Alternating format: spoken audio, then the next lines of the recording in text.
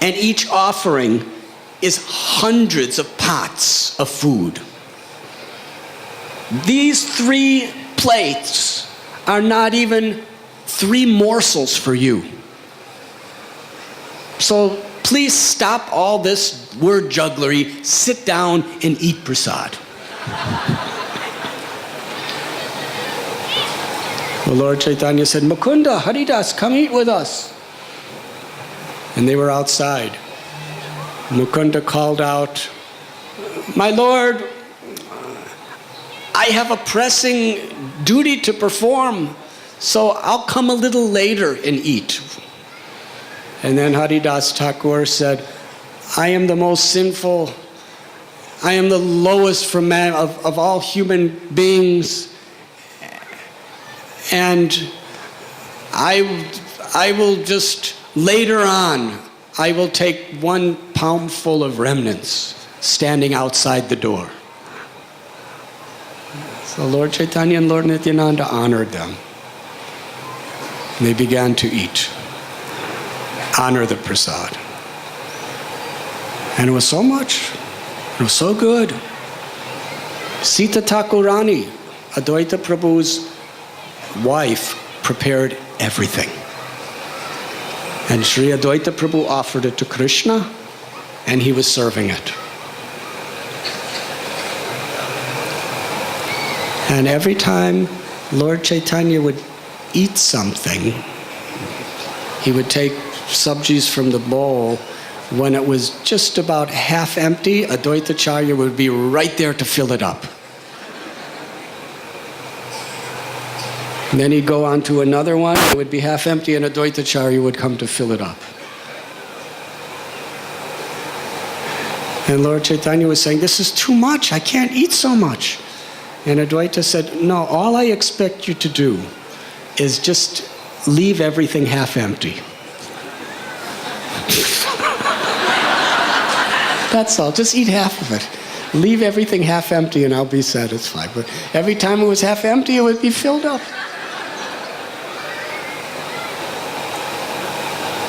And Nityananda Prabhu, he looked at this prasad, and he and Sri Advaita had such an intimate, loving relationship.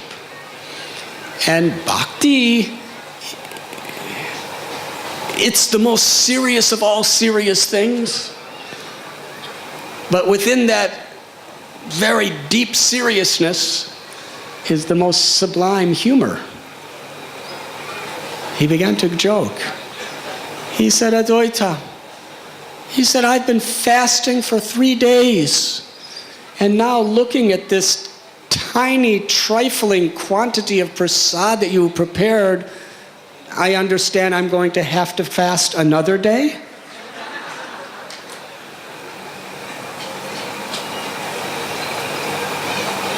He said, what I see here is not fit to even fill half of my belly. I have to keep fasting? I've come to your home? And Sri Advaita said, I am just a poor Brahmin. And I'm giving you whatever I can, the best I can. And you're an avaduta. Nityananda Prabhu was considered at that time to be, he wasn't initiated, but he was something like a sannyasi. He said, your custom is to travel through the forest and eat fruits and roots. And when you come to somebody's home, your duty is just to accept whatever they provide. So this is what I'm providing for you. So please give up your greedy mentality.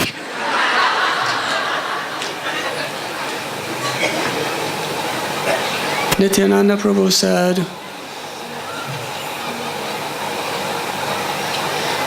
you are a Brahmin. It is your duty to fill my belly up. You invited me to your house. And Advaitacharya said, you are a reject Paramhamsa. And by coming to my house, you have come to destroy all my Brahminical regulations. Now just eat.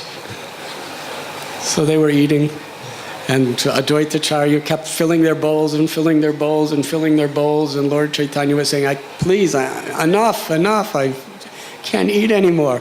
And Nityananda Prabhu, he said, there's no use even continuing eating, because there's just not enough here to satisfy me. I feel cheated. Then, smiling, he pretended he was angry. He took a handful of rice, and in a pretending to be angry mood, he threw the rice in the ground. He said, no use eating this. And 2 or 4 of those pieces of rice bounced off the floor and hit Advaita's body and stuck to him. And Sri Advaita Prabhu, in his heart of heart, felt completely purified by touching the remnants of the great Nityananda Prabhu. But in a joking mood, he began to dance like a wild man. And he said, because I have been touched by the food of a madman, therefore now I have become mad like him. He was dancing and dancing like a madman.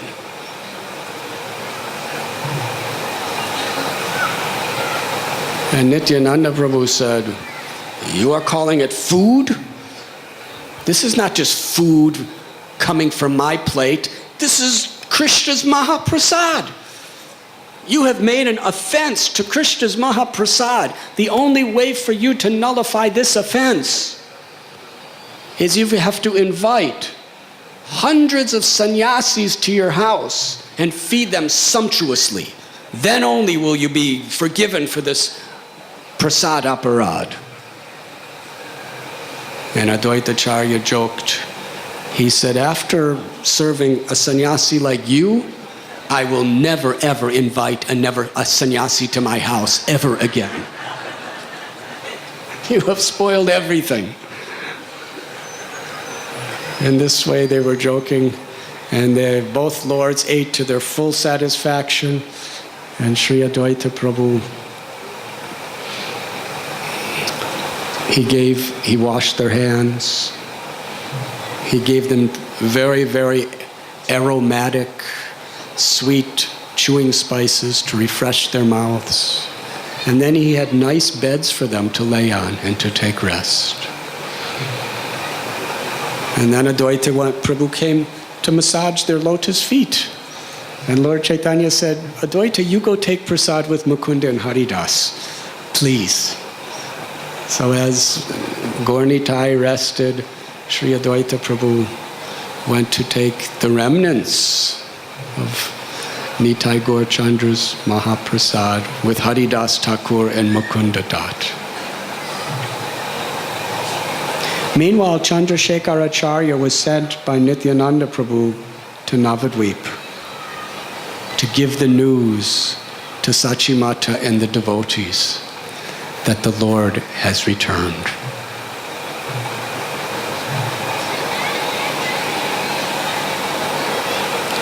That night,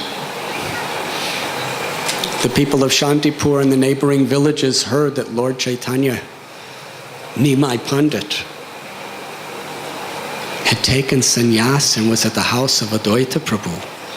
Hundreds and hundreds of people came. And Sri Advaita Prabhu personally danced and chanted in great ecstatic love. And Lord Chaitanya and Lord Nityananda just watched Advaita dance for 3 hours and were in such spiritual happiness just seeing the love of Sri Advaita. And finally, Lord Chaitanya uncontrollably stood up with Lord Nityananda Prabhu, and they danced for the next 3 hours. As the citizens of Shantipur watched in great awe and wonder. The next morning, Chandrasekhar, also known as Acharya Ratna, he put Sachimata on a palanquin. And the devotees carried her from where is now the Yoga Pit to Advaita Bhavan in Shantipur. And all the devotees came along with her. When they arrived outside of Sri Advaita Prabhu's house, Lord Gauranga Mahaprabhu came out to see his mother. He is now the crest jewel of all sannyasis. The Lord offered his dandavat pranams, his prostrated obeisances, again and again and again to his mother. And Sachi Devi, seeing her son, could not say a word. All she could do was cry in happiness.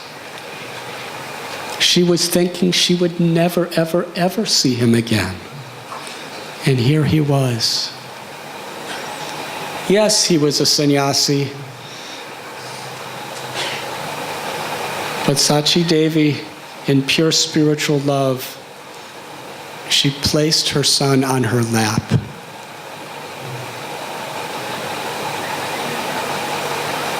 And caressed his limbs with her hands in motherly affection. And she tried to see him, but there were so many tears in her eyes that she could not see him clearly. She took note that his most elegant, enchanting hair was shaved from his head, and that deeply agitated her heart. But seeing his beautiful moon-like face,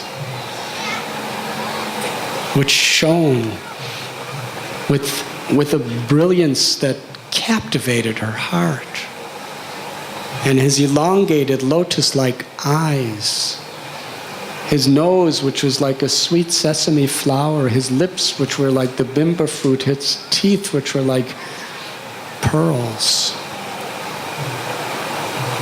She gazed into his face and tried so hard to see, but her eyes were uncontrollably flooding with tears. And then with a very choked voice, she spoke. She said, "My darling son, my darling Nimai, please do not be cruel like your brother Vishwarup. When he entered into the renounced order of life, he never gave me his audience ever again. If you follow the way of your brother, I will certainly die. Please, please be merciful to me."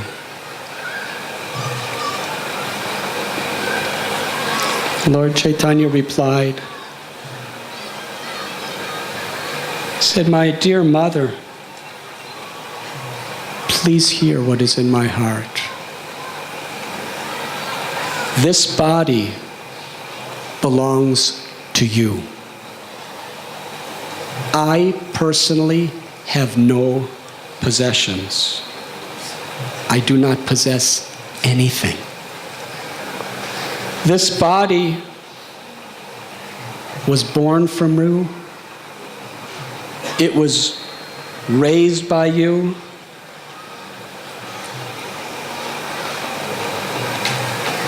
And it was nourished by your selfless, pure love. I cannot repay the debt that I owe you, even in millions and millions and millions of births. Knowingly or unknowingly, I have accepted this renounced order. Still, I promise you, I shall never be indifferent to you. My dear mother, wherever you ask me to stay, I shall stay. And whatever you order, I shall execute.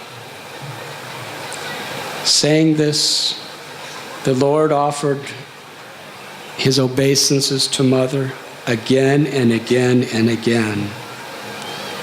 And Mother Sachi took the Supreme Personality of Godhead on her lap again and again and again. And she kissed him again and again and again. And she caressed him and she embraced him again and again and again. And all of the devotees were feeling the ultimate happiness to see the love between the Lord and his mother. Then they all went inside the house, and the Lord greeted each and every one of the devotees. We were discussing for the last few days love and separation, the Vipralambha Bhava.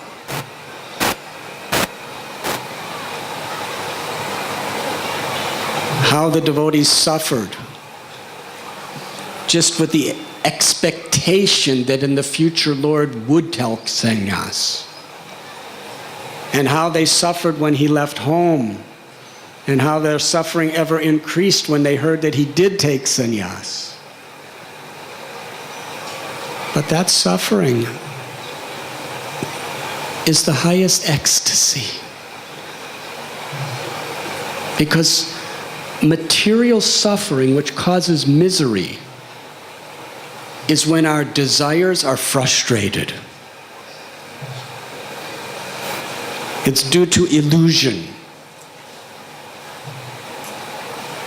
But love and separation is when the Lord in our heart arranges this feeling of deep hunger for him only to reciprocate more intimately within our hearts. Separation increases our love, increases our attachment, increases the conscious awareness of how absolutely necessary Krishna is in our life.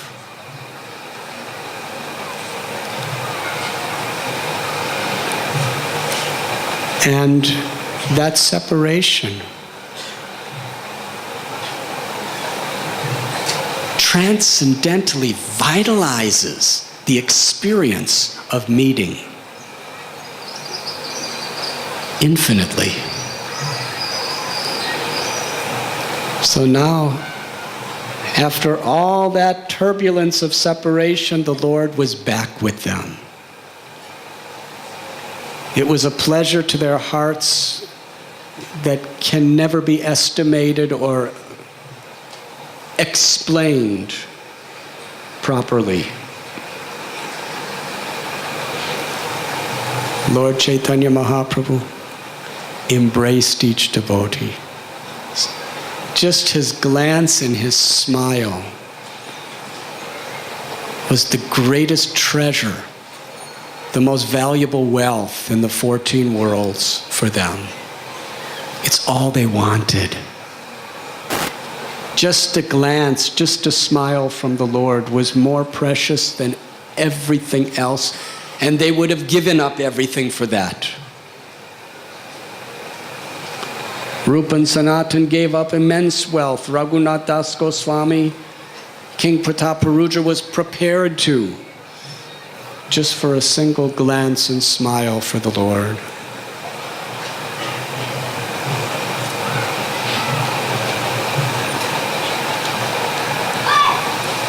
Although the devotees were very, very unhappy at not seeing the Lord's beautiful hair, they nonetheless derived the greatest happiness from seeing his beauty.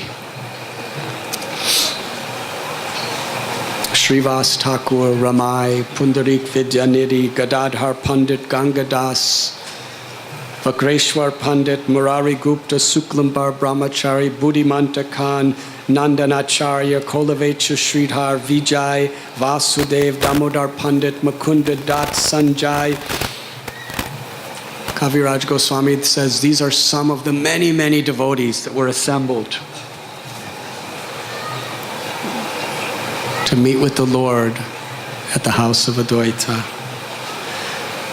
And by the Lord's divine influence, everyone began to chant the holy names of Lord Hari.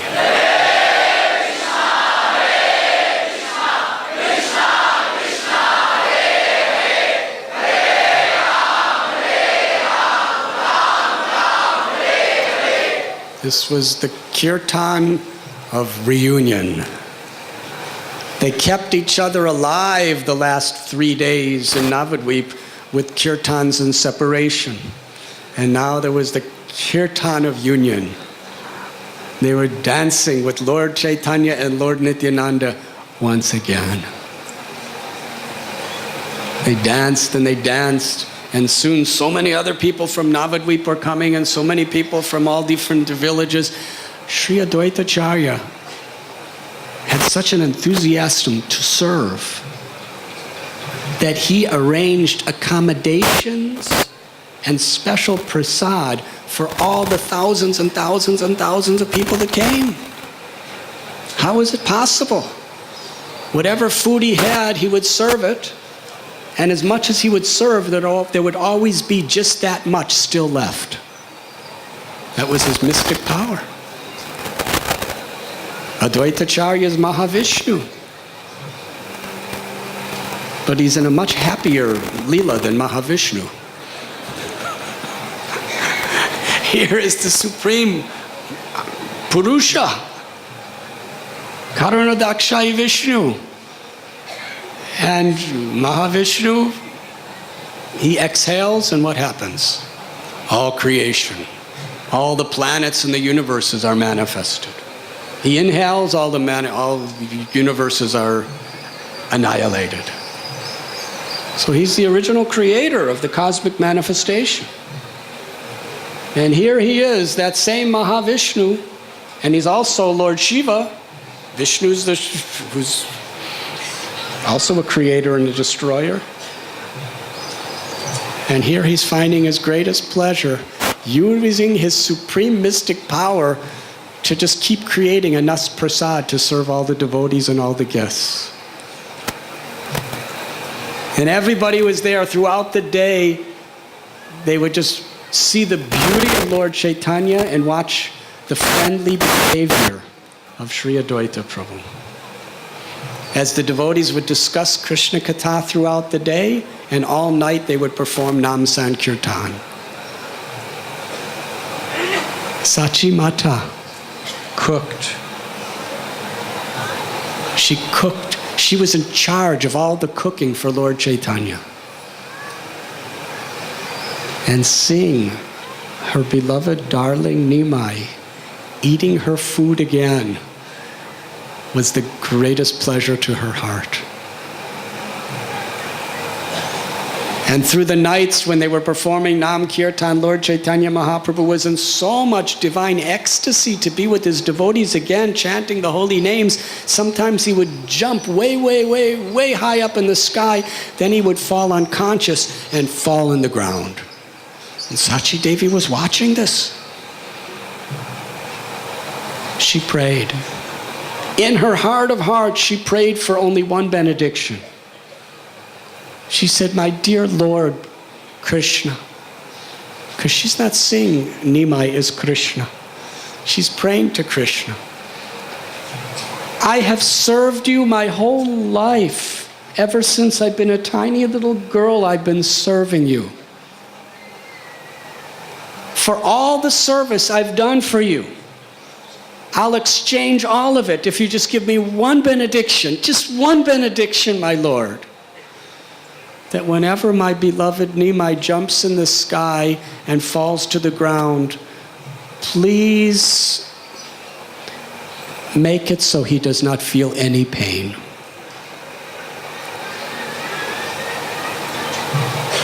That is Sachi Devi.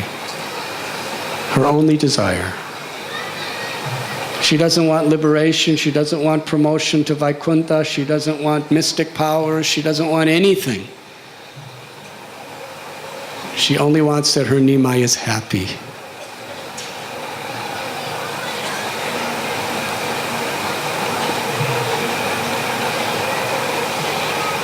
The devotees were so enthusiastic. There was a line of them headed by Srivas Thakur inviting Lord Caitanya to where they were staying for prasad. And Sachi Devi very humbly spoke to all the devotees. She said, "You are all the Lord's friends. And you will see him so many times in so many places. But as for myself, I cannot leave my home. And sannyasis are not, they are not known to come to their family homes. So this will be my only chance. I beg you, please give me the blessing that as long as Nimai is here, that I could cook for him." When the devotees heard that, their hearts melted.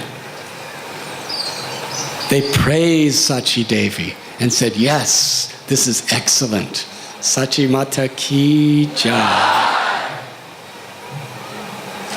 And Sachi Devi every day cooked wonderful feasts for Lord Caitanya and his loving associates, and personally watched him eat with the greatest happiness.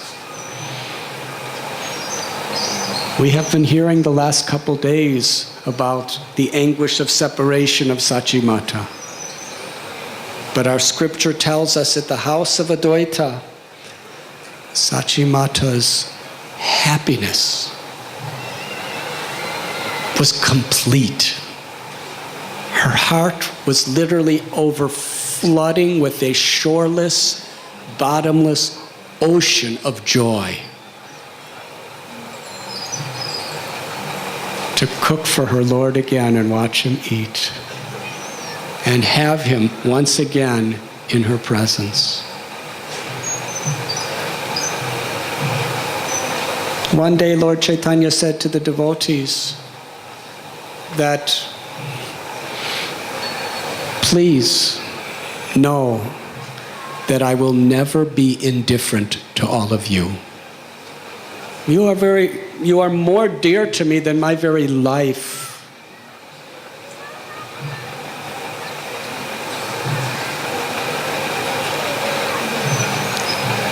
Wherever you want me to stay, that is where I will stay. If you want me to stay home here, I will stay home. But I promise you this, we will always have each other's association, and we will be together regularly." So the devotees went to Sachi Mata and explained to them Lord Chaitanya's thoughts. He's willing to stay wherever we want him to stay. He's willing to stay home, but he'll be criticized if he does. Sachi Devi said that my only happiness is Nimai's happiness. She said, "I do not care about my own happiness. I only care for him. Yes, how much I want him to stay home. But if people speak ill of him, that will be worse than death to me."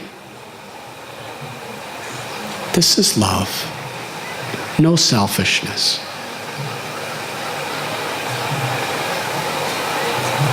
For a sannyasi who wants to preach, reputation is everything. Otherwise, who will take what the sannyasi wants to give unless they have faith?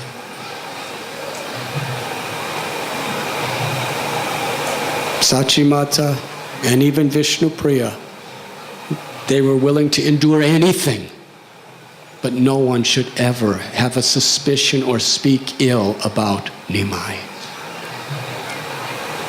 And then Sachi Devi said, Jagannath Puri. Krishna's living there, just like he's living in Vrindavan as Lord Jagannath. But there's an intimate connection between Puri and Navadvip. Devotees are always going back and forth between the two. They are like two rooms in the same house. And the same Jagannath that lives in Vrindavan is in Puri.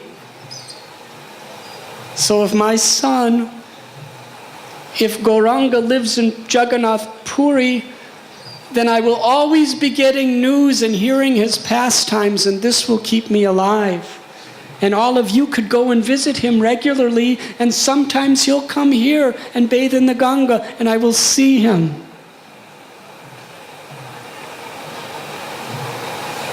The devotee said, Sachi Mata, whatever you desire, for us, it is a Vedic injunction. It is perfect. They went and told Sachi Mata's desire to Lord Caitanya. Lord Caitanya was absolutely grateful and happy with Sachi Mata's desire. He wanted to ask leave of the devotees after several days of Nam Kirtan and Krishna Katha and big feasts. Sri Advaita Acharya, he said, my Lord, please, just stay 2 or 4 more days. Now, when he says 2 or 4 more days, that means 4 days. Altogether, Gauranga Mahaprabhu remained with the devotees, doing all day and all night kirtan, hari katha, and prasad, and just associating with each other and serving each other for 10 days at Advaita Bhavan in Shantipur. Then he was about to go. He asked permission from all the devotees to go. Sri Advaita Prabhu and the other devotees, they said that actually Orissa and Bengal are about to have a war. And there's so many dacoits on the roads. This is a very, very hostile time. There are many obstacles. It's not safe. You should not travel now. Stay here for some time. And the Lord said, when is there ever a time in this world where there is not dangers and obstacles? I will go now. And Sri Advaita, hearing that, he was very happy. He said, yes. All obstacles on the path are your servants, my Lord. They are all like your slaves doing your will. This is very, very significant. Whatever obstacles, whatever difficulties may come on our spiritual paths, those difficulties are the servants of Lord Caitanya. They are there to help us to become Krishna conscious, to help us to become more serious about our sadhana, to overcome them. Because complacency is a great enemy. When there's serious difficulties, if we are sincere, it will make us very much aware. I need to take shelter of the Lord. I need to access the mercy of the Lord to overcome this. Otherwise, I'm finished. So when there are difficulties in our lives, obstacles in the path, and every great acharya and all the scriptures are stories about the obstacles and difficulties that great devotees go through. Prahlad, the Pandavas, Ambarish, the Vrijabasis, all the associates of Mahaprabhu, Haridas Thakur, Gajendra. In those difficulties, they realize only Krishna could save me. Only Krishna could help me to become successful. And to access Krishna, Sri Caitanya Mahaprabhu taught us, with a humble heart, we have to serve the Vaishnavas. With a humble heart, we have to take shelter of Krishna's words. And with a humble heart, we have to cry for the shelter of Krishna's holy names.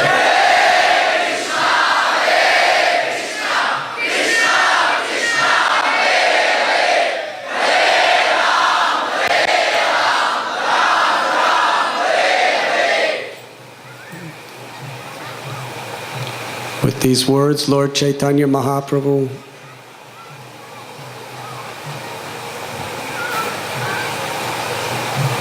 he offered beautiful prayers of love to his mother Sachi Devi, bowed down to her, circumambulated to her, and with her permission, departed. Still, the fact that he was going to Puri by foot, all the devotees were crying. And they all started following with him. And he said, no, you all must stay here. And he gave the same instruction. Just remain together and do Nam Kirtan. And in your own homes, just chant the Krishna's names. Always remember Krishna, never forget Krishna, and I will always be with you. He walked a distance and then he told Advaitacharya that please go back and keep my mother and the devotees alive. And this was his message as he left for Puri. I will always be with you if you together sing Krishna's holy names.